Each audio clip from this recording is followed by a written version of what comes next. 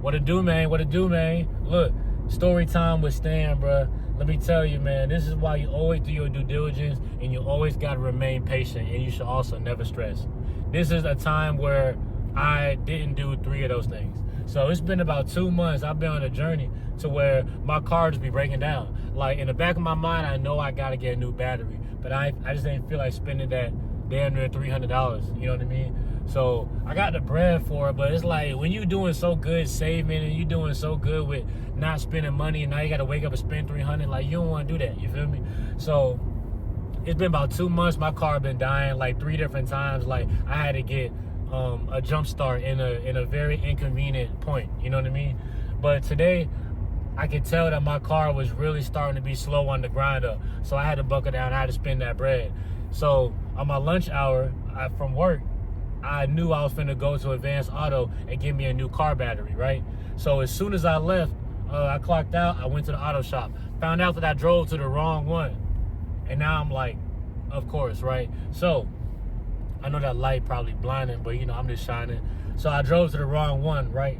So now I'm driving to the right one. Now I'm 15 minutes behind schedule. I got 45 minutes left. I'm trying to do this on my lunch hour. So now I'm like starting to like, I'm making myself stress. You feel me? I'm trying to rush. I'm damn near speeding. Then I had to tell myself, hold up, right? I can't change this situation, so I have to embrace it. And lately, I've been telling myself, well, I'm so good. I got too stuck in my hubris. I told myself I'm so good at accepting what I can't change, right? And now I'm in a situation where I'm stressed over something I can't change. So I remembered that, and I had to snap back into reality. And I was like, you know what? Let me just, let me stop worrying about this, So now I'm starting to take my time driving to my destination. I got there in good time. I walk in, there's only one dude working, so the line's taking mad long, you feel me? So now I'm like, all right, I'm starting to get a little impatient again. Then I told myself to calm down. I'm really good at talking to myself. I just got to go back into that mode. So I told myself I had to calm down, only one dude working. Then he told me that he can't work on my car until later, because he can't leave the shop unattended and work on my car at the same time. You feel me? He's the only dude there. So I told him, I was like, okay, cool. I'm going to just leave the car here, and I'm going to get a ride back at 6 o'clock when I get off, and he can like fix it then. So now I'm like, boom. So now I'm like, okay, wow, like this is all coming into play. Because also on Monday, Wednesday, Fridays, I be going for runs, and I be dreading that shit, bro. It be hurting, bro. My body be going through pain, strife, hunger. I be feeling discombobulated, like, you feel me? But it's all good. But since I was going to drop my car off, you know what I mean? I had 30 minutes after I had this conversation. So now I'm like, I could just run back to my job, which is low-key 30 minutes away, you know what I mean?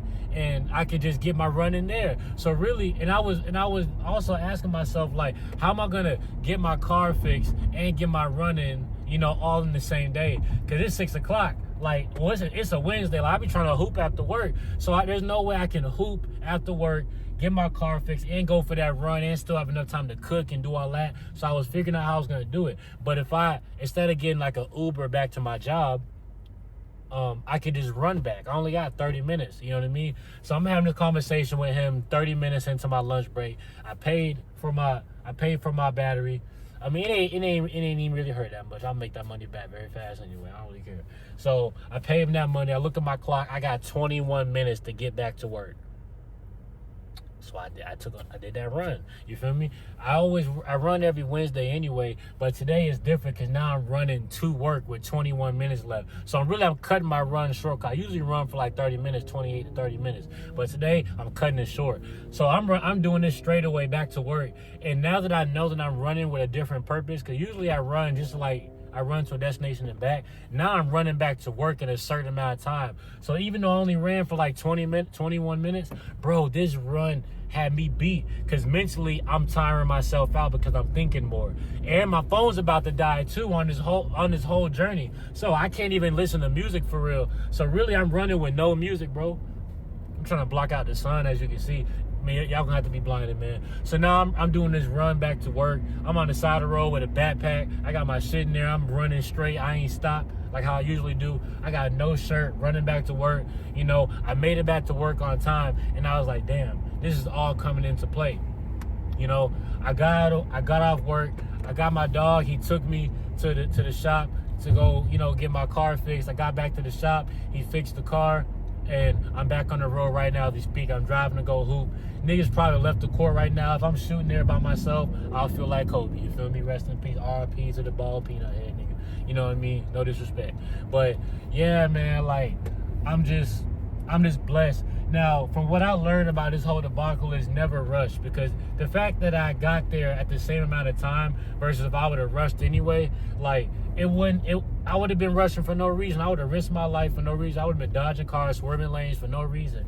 Because like, at the end of the day, when you're driving with all that anxiety, you're not going to save that much time than if you were to calm down. We're going to save 3 minutes. You know what I mean? I learned like I got to be patient on this journey. This is what God's telling me, you feel me? Like, had I got this battery when I first needed it on like a Sunday or something, I wouldn't have had to inconvenience nothing. I wouldn't have had to ask for somebody to give me a ride. I wouldn't have had to ask to, you know, be on this type of schedule. I wouldn't have had to do it while I'm at work. I would have been able to run in my peace. You know what I mean? But I had to run with more so haste. You know what I mean?